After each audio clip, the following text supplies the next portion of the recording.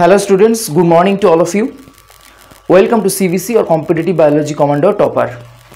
আজকে আমরা যে বিষয়বস্তু নিয়ে আলোচনা করতে চলেছি সেটি হলো মেনস্ট্রুয়াল সাইকেল বা মাসিক চক্র। এটাকে মাসিক যৌন চক্রও বলা হয়। ইংরেজিতে বলা হয় মেনস্ট্রুয়াল সাইকেল। তাহলে মেনস্ট্রুয়াল সাইকেল বা মাসিক যৌন চক্র কেন হয়? সাধারণত মানুষের ক্ষেত্রেই ঘটে, অর্থাৎ মানুষের ক্ষেত্রে মহিলাদের বডিতে 12 বছর বা 13 বছর বয়সের পর প্রতি মাসে এই মাসিক চক্র হয়। কেন হয় না, প্রতিটা জীবের মধ্যে প্রজননভাবে সক্রিয় হওয়ার জন্য বেশ কিছু লক্ষণ ফুটে ওঠে।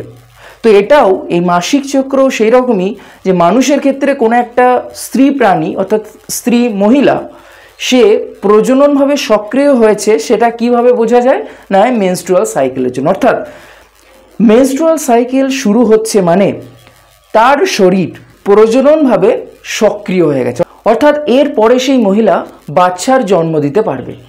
এইরকম মানুষের ক্ষেত্রে যেমন মাসিক চক্র হয় সেরকম অন্যান্য যে জীবগুলো রয়েছে, যেমন তুমি ধরো যে বানরের ক্ষেত্রে বা গরু ছাগলের ক্ষেত্রে, এদের ক্ষেত্রে মাসিক চক্র হয় না। এদের ক্ষেত্রে বছরের একটা নির্দিষ্ট ঋতুতে তারা জননগতভাবে সক্রিয় হয় এবং সেই চক্রটাকে বলা হয় ওদের ক্ষেত্রে ঋতুচক্র। ওকে, তো আমরা আজকে যে বিষয় নিয়ে আলোচনা করব সেটা হচ্ছে মাসিক চক্র। অর্থাৎ স্ত্রী দেহে প্রতি 28 দিন অন্তর অন্তর, প্রতি মাসে অ্যাকচুয়ালি প্রতি 28 দিন অন্তর অন্তর জননগতভাবে সক্রিয় হওয়ার জন্য যে চক্রাকার পরিবর্তন দেখা যায় কোথায়, জননতন্ত্রে, সেটাকেই বলা হয় মাসিক চক্র। অর্থাৎ মাসিকের ফলে আমরা দেখতে পাবো যে সেই মহিলার দেহে প্রতি 28 দিন অন্তর অন্তর সে জননগতভাবে সক্রিয় হচ্ছে। জননগতভাবে সক্রিয় হচ্ছে মানে সেক্ষেত্রে ডিম্বাণু উৎপন্ন, অর্থাৎ প্রতি 28 দিন অন্তর অন্তর মহিলার দেহে ডিম্বাণু উৎপন্ন হচ্ছে এবং সেই ডিম্বাণু উৎপন্নটা হচ্ছে কেন না যাতে সে গর্ভধারণ করতে পারে। এবার সে যদি গর্ভধারণ করতে না পারে সেক্ষেত্রে কি হয়, ডিম্বাণুটা দেহের বাইরে বেরিয়ে যায়। ডিম্বাণুটা দেহের বাইরে যখন বেরোয় তখন কি হয় না রক্তপাতের মাধ্যমে বেরোয় এবং তার ফলে কোনো একটা মহিলা বুঝতে পারে কি করেছে তার মাসিক হচ্ছে, তার কারণ তার ব্লিডিং দেখে। ব্লিডিং ছাড়াও কিন্তু ওই 28 দিনের মধ্যে অনেক পরিবর্তন ঘটছে, সেটা কিন্তু মহিলার দেহের মধ্যে ঘটে। তার ফলে সেই মহিলা কিন্তু জানতেও পারে না যে তার শরীরের ভিতরে কি পরিবর্তন ঘটছে। শুধুমাত্র সে বুঝতে পারে কখন না যখন তার ব্লিডিং হয় এবং ব্লিডিংয়ের সাথে কি হয় না সেই অনিষিক্ত ডিম্বাণুটা দেহের বাইরে বেরিয়ে যায়। তো আমরা একটা স্পষ্ট ধারণা আমাদের মধ্যে এলো যে মাসিক মানে হচ্ছে বা মেনস্ট্রুয়াল মানে হচ্ছে যে প্রক্রিয়ায় 28 দিন অন্তর অন্তর অনিষিক্ত ডিম্বাণু দেহের বাইরে বেরিয়ে আসে, সেটাই হচ্ছে মাসিক চক্র। এবার এই যে 28 দিন অন্তর অন্তর বেরিয়ে আসছে তার মাঝে কি পরিবর্তনগুলো ঘটছে সেটাই আমরা দেখব। তাহলে ফার্স্ট আমরা যে ফেজটা পাই সেটা হচ্ছে রজস্রাবীয় দশা। রজস্রাবীয় দশা অর্থাৎ কোনো একটা মহিলা সে বুঝতে পারে কি করে যে মাসিক হচ্ছে না, তার যোনিপথ দিয়ে দেখতে হবে যে তার ব্লিডিং হচ্ছে এবং সেই ব্লিডিংয়ের সাথে পেটে অসহ্য ব্যথা এবং এই যে ব্লিডিং হচ্ছে সেই ব্লিডিংয়ের মধ্যে অর্থাৎ সেই রক্তের মধ্যে আছে কি না, রক্তের মধ্যে রয়েছে অনিষিক্ত ডিম্বাণু।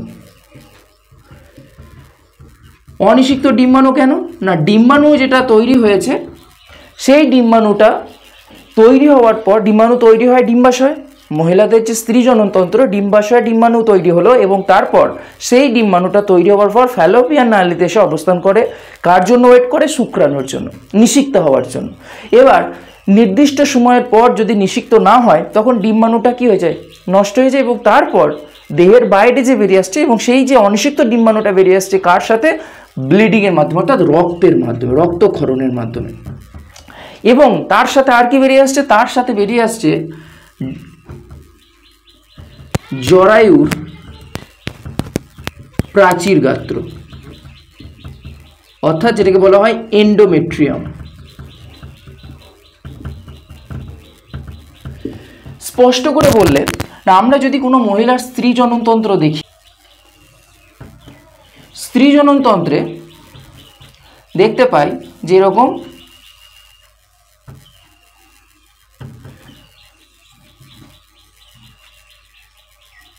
এইটা হচ্ছে ধরো জরায়ু, এই দুটো হচ্ছে ডিম্বাশয়, এটা হচ্ছে ফ্যালোপিয়ান নালী।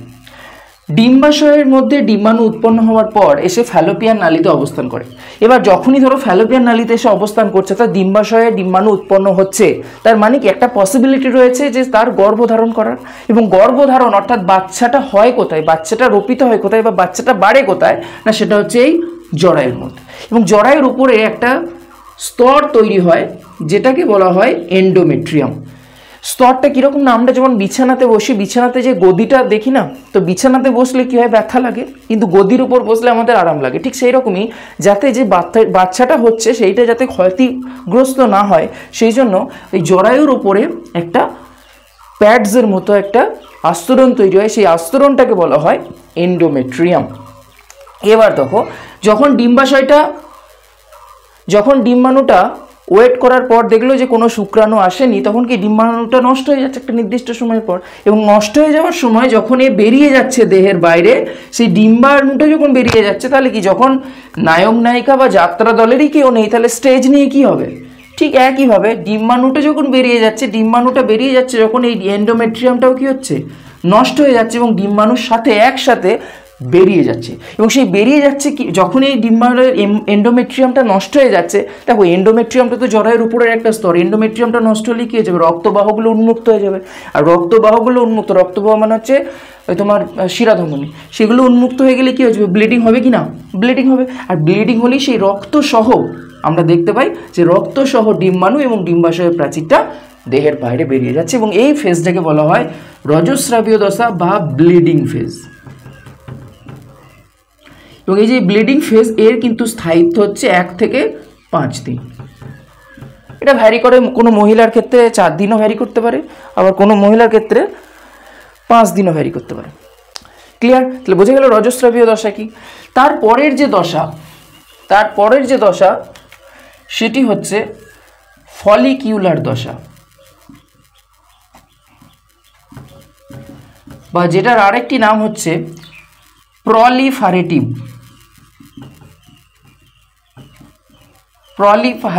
ফেজ। তাহলে রজচক্র হলো অর্থাৎ ব্লিডিং ফেজ হলো মানে একটা অনিষিক্ত ডিম্বাণু দেহের বাইরে বেরিয়ে গেল। মহিলাদের ডিম্বাশয় আছে 2টো এবং প্রতি মাসে একটা করে ডিম্বাশয় থেকে ডিম্বাণু উৎপন্ন হচ্ছে। এবার তাহলে এই অনিষিক্ত ডিম্বাণুটা বেরিয়ে যাওয়ার পরে তাহলে একবার যখন বেরিয়ে গেল, বডি আবার কি করবে, পরবর্তী 1 মাসের জন্য আবার নতুন করে নিজেকে প্রিপেয়ার করবে সন্তান সম্ভবা হওয়ার জন্য। ঠিক একইভাবে ফলিকুলার দশায় দেখতে পাবো যে জরায়ুটা দেখলাম কি, যে জরায়ুর প্রাচীর গাত্রটা বেরিয়ে গেছিল,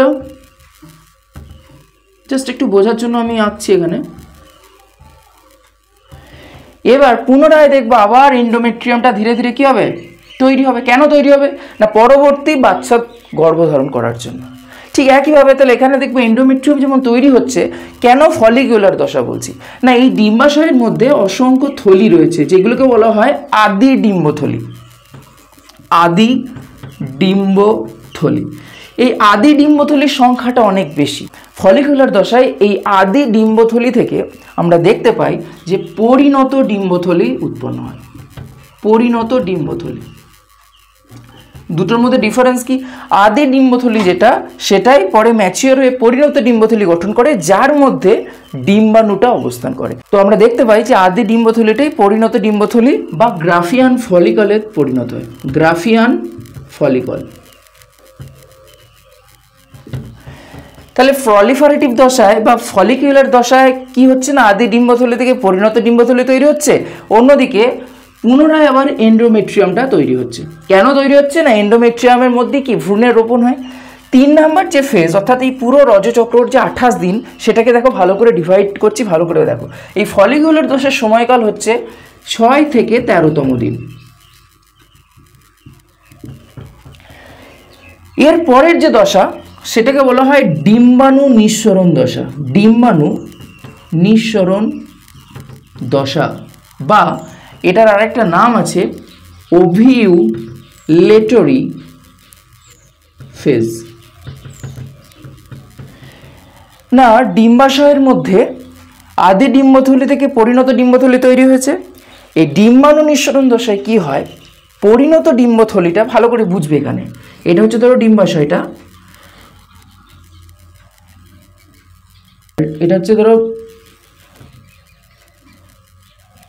এটা হচ্ছে ফ্যালোপিয়ান টিউবের অংশ, এটা হচ্ছে ডিম্বাশয়টা। তো ডিম্বাশয়ের মধ্যে এখানে ধরো গ্রাফিয়ান ফলিকলটা এসেছিল, তৈরি হয়েছিল, এবং তার মধ্যে কি আছে, ডিম্বাণুটা ছিল না। এই ডিম্বাণু নিঃসরণ দশায় ডিম্বাশয়ের মধ্যে যে গ্রাফিয়ান ফলিকল সেটা বাস্ট হয়ে যায়, মানে ফেটে যায়। ফেটে যাওয়ার সাথে সাথে, ফেটে গেছে, ফেটে যাওয়ার সাথে সাথে তাহলে কে বাইরে বেরিয়ে চলে আসবে, বাইরে বেরিয়ে চলে আসে ওই ডিম্বাণুটা।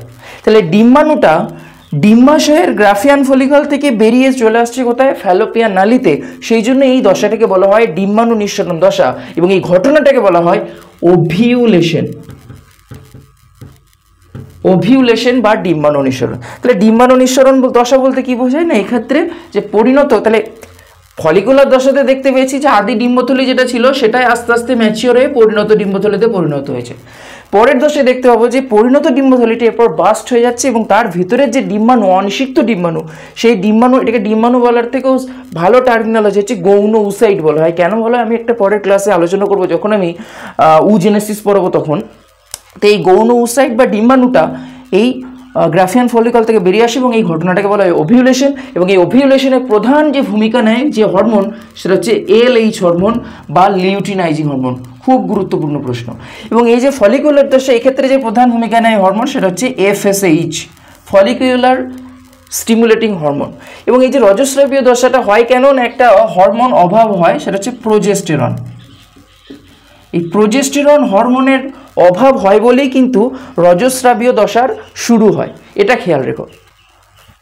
তাহলে এখনো পর্যন্ত আমরা তিনটে দশা জানলাম, এবং এই ডিম্বাণু নিঃসরণ দশা এটা হয় রজস্রাবীয়, এটা হয় রজচক্রের 14তম দিনে, অর্থাৎ 14তম দিনে আমরা দেখতে পাই যে মেনস্ট্রুয়েশন হচ্ছে। অর্থাৎ পরের যে দশা সেটা দেখি কি, পরের দশাটি হচ্ছে 4 নম্বর দশা, সেটা হচ্ছে লুটিয়াল দশা।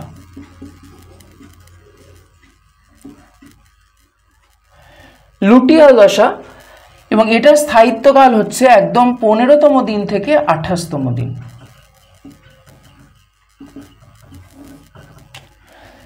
কারণ 28তম দিনের পরে আবার কি পুনরায় রজস্রাবীয় দশা শুরু হয়।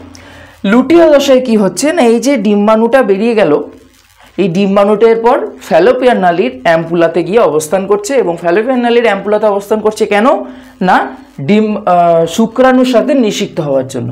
এবার যদি নিষিক্ত হয়, যদি নিষিক্ত হয়, অর্থাৎ ডিম্বাণুটা শুক্রাণু দ্বারা নিষিক্ত যদি হয়, অর্থাৎ ডিম্বাণুটা যদি শুক্রাণু দ্বারা নিষিক্ত হয়, অর্থাৎ যদি নিষেক ঘটে, তাহলে অর্থাৎ বিবাহিত মহিলার ক্ষেত্রে, তাহলে এর পরে যেটা শুরু হয় সেটা হচ্ছে গর্ভাবস্থার, অর্থাৎ প্রেগনেন্সির শুরু হয়।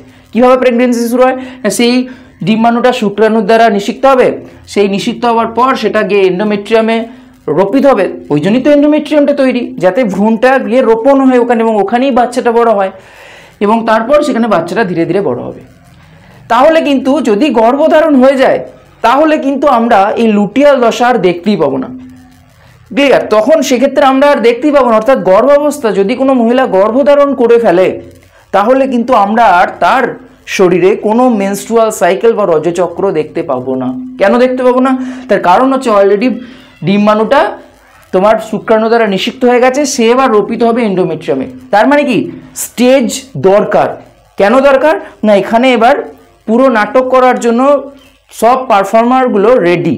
তাহলে তখন কি স্টেজ ভেঙে দিলে হবে? আর স্টেজ ভাঙলে তবেই রজস্রাবীয় দশা শুরু হবে। ঠিক একইভাবে এখানেও তাই। এরপর দেখবো আস্তে আস্তে বাচ্চাটা বড় হচ্ছে, অর্থাৎ যদি নিষেক ঘটে। কিন্তু ধরো যারা অবিবাহিত মহিলা, অর্থাৎ যাদের ডে টু ডে লাইফে মেনস্ট্রুয়াল সাইকেল হয় প্রতি মাসে, তাদের ক্ষেত্রে কি হচ্ছে? তাদের ক্ষেত্রে যেহেতু ডিম্বাণুটা শুক্রাণু দ্বারা নিষিক্ত হচ্ছে না, সেই জন্য ডিম্বাণুটা নষ্ট হয়ে গেছে। ডিম্বাণুটা এবার কি দেহের বাইরে বেরিয়ে আসবে। তাহলে দেহের বাইরে বেরিয়ে আসার জন্য কি হবে, এই লুটিয়াল দশায় দেখবো যে অনিষিক্ত যে ডিম্বাণুটা, সেই অনিষিক্ত ডিম্বাণুটা এবার কি হবে, অনিষিক্ত ডিম্বাণুটা নষ্ট হয়ে গেছে, নষ্ট হয়ে গিয়ে দেহের বাইরে বেরিয়ে আসছে। এবং যখন যেহেতু বেরিয়ে আসছে, তাহলে কি হবে যে এন্ডোমেট্রিয়ামটাও কি হবে, এন্ডোমেট্রিয়ামটাও ক্ষতিগ্রস্ত হবে। এন্ডোমেট্রিয়ামও কি হবে, এন্ডোমেট্রিয়াম ক্ষতিগ্রস্ত হবে। কারণ কি ক্ষতিগ্রস্ত কেন হচ্ছে? তার কারণ ক্ষতিগ্রস্ত হচ্ছে এই কারণে যেহেতু কোনো নিষেক ঘটেনি। আর 3 নাম্বার যেটা মোস্ট ইম্পর্টেন্ট, যে এখানে যে প্রধান হরমোন ভূমিকা পালন করে সেটা হচ্ছে প্রোজেস্টেরন। এবং এখানে দেখো যেহেতু কোনো তোমার হয়নি, নিষেক হয়নি, তার ফলে কি হয়, এই যে গ্রাফিয়ান ফলিকল থেকে যখন ডিম্বাণুটা বেরিয়ে গেছিলো সেটা গিয়ে পরিণত হয় একটা গ্রন্থিতে, যেটাকে বলা হয় পিত গ্রন্থি বা কর্পাস লুটিয়াম বা লিউটিয়াম। তাহলে পিত গ্রন্থি বা কর্পাস লিউটিয়াম কোথা থেকে সৃষ্টি হচ্ছে? গ্রাফিয়ান ফলিকল থেকে সৃষ্টি হচ্ছে। কেন সৃষ্টি হচ্ছে না, এই গ্রাফিয়ান ফলিকল থেকে অনিষিক্ত ডিম্বাণুটা বেরিয়ে যাচ্ছে এবং তার ফলেই তৈরি হচ্ছে কিন্তু পিত গ্রন্থি বা কর্পাস লুটিয়াম, যেখান থেকে প্রোজেস্টেরন হরমোন খরিত হয়। প্রোজেস্টেরন, যেখান থেকে প্রোজেস্টেরন হরমোন আমরা দেখতে পাই খরিত হয়। এবার ধরো নিষেক হয়নি, তাহলে কি পিত গ্রন্থির দরকার আছে? পিত গ্রন্থিরও দরকার নেই, কারণ কি নিষেকই তো হয়নি। আসল ব্যাপারটা তো হচ্ছে নিষেক, নিষেকের জন্য এত কিছু ঘটনা। তাহলে যেহেতু নিষেক হয়নি, পিত গ্রন্থিরও দরকার নেই, তাহলে পিত গ্রন্থিটা এরপরে পরিণত হয় কর্পাস অ্যালবিকান্সে, এবং সেই অ্যালবিকান্স মানে হচ্ছে সেটার আর কোনো কাজ নেই, এবং সেই কর্পাস অ্যালবিকান্সটা পুনরায় আবার কর্পাস হেমোরেজিকাম বা রক্তপূর্ণ থলিতে পরিণত হয়, অর্থাৎ নষ্ট হয়ে যায়। ঠিক একইভাবে যেহেতু নিষেক হয়নি, এন্ডোমেট্রিয়াম ক্ষতিগ্রস্ত হয়েছে, এরপরে পুনরায় পরবর্তী যে দশাটা, সেটা পরবর্তী রজচক্রের প্রথম দশা, সেটা হচ্ছে রজস্রাবীয় দশা শুরু হয়, অর্থাৎ আবার পুনরায় একটা রজচক্রের সৃষ্টি হয়। অর্থাৎ কেন সৃষ্টি হচ্ছে না, পুনরায় আবার রজচক্র হবে, ব্লিডিং ফেজের মাধ্যমে এই অনিষিক্ত ডিম্বাণু দেহের বাইরে বেরিয়ে যাবে, আবার নতুন একটা ডিম্বাণু তৈরি হবে। সেই একইভাবে ফলিকুলার দশা, তারপরে তোমার ওভিউলেটরি দশা বা যেটা হচ্ছে ওভিউলেশন হয়, এবং তারপরে পিতগ্রন্থি দশা।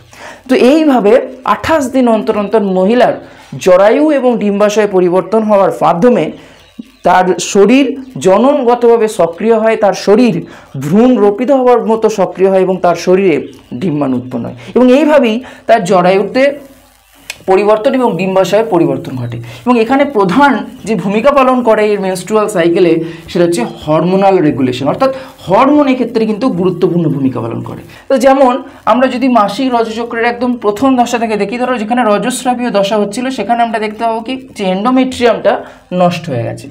এরপরে এন্ডোমেট্রিয়ামটা তো নষ্ট হয়ে গেছে, এরপরে দেখবো ফলিকুলার দশায় পুনরায় আবার এন্ডোমেট্রিয়ামটা গঠন শুরু হয়েছে। ধরো এটা হচ্ছে ফলিকুলার দশা। তারপরে ওভিউলেটরি দশায় দেখবো আর ওটা তৈরি হয়েছে। কেন তৈরি হয়েছে? কারণ এন্ডোমেট্রিয়ামটা তৈরি হয়েছে। কেন এন্ডোমেট্রিয়াম পুরো হচ্ছে? কারণ এবার ভ্রূণটা রোপিত হবে, সেই মতো বডি নিজেকে প্রিপেয়ার করছে। এবং একদম দেখবো যে লুটিয়াল দশা, সেখানে দেখবো যে এন্ডোমেট্রিয়ামটা আরও পুরো হয়েছে। তারপরে যদি নিষেক না ঘটে, দেখবো পুনরায় আবার কি হয়ে গেছে, এইরকম হয়ে গেছে। মানে অর্থাৎ যে এটা হচ্ছে এন্ডোমেট্রিয়ামের লেয়ার, এটা হচ্ছে কি, এখানে অনেক গ্রন্থিও থাকে, এটা হচ্ছে এন্ডোমেট্রিয়াম। এখানে আমি দেখালাম এন্ডোমেট্রিয়ামের যে পরিবর্তনটা কীরকম হয়, না এটা দেখতে পাই কোন দশাটা, এটা দেখবো রজস্রাবীয় দশায়, সেখানে দেখবো এন্ডোমেট্রিয়ামটা পুরো নষ্ট হয়ে গেছে। তারপরে এই অংশটা হচ্ছে ফলিকিউলার দশা, ওভিউলেটরি দশাতেও এরকম, এবং এটা একদম দেখতে পাবো লুটিয়াম বা লিউটিয়াম দশা। তারপরে পুনরায় যদি অনিষিক্ত থাকে, অর্থাৎ যদি নিষেক না ঘটে, পুনরায় আবার দেখবো এই রজস্রাবীয় দশার মতো নষ্ট হয়ে গেছে। তো এইভাবে মহিলার যৌন জীবনে তার শারীরিক পরিবর্তনের মাধ্যমে সে কিন্তু জননগতভাবে সক্রিয় হয়। এই ব্যাপারগুলো ফান্ডামেন্টালসগুলো ক্লিয়ার করো, এবং এই ব্যাপারগুলোর ক্ষেত্রে যে হরমোনের ভূমিকা সেগুলো ভালো করে বোঝো, তাহলে কিন্তু রজচক্র নিয়ে কোনো কনফিউশন থাকবে না। আশা করছি তোমাদের কনফিউশন কিছুটা দূর হয়েছে। ক্লাসটি ভালো লাগলে থ্যাংক ইউ সো মাচ। পরবর্তী ক্লাসে আমরা মাসিক রজচক্রের যে বিভিন্ন অস্বাভাবিকতা দেখা যায় সেগুলো নিয়ে আলোচনা করব।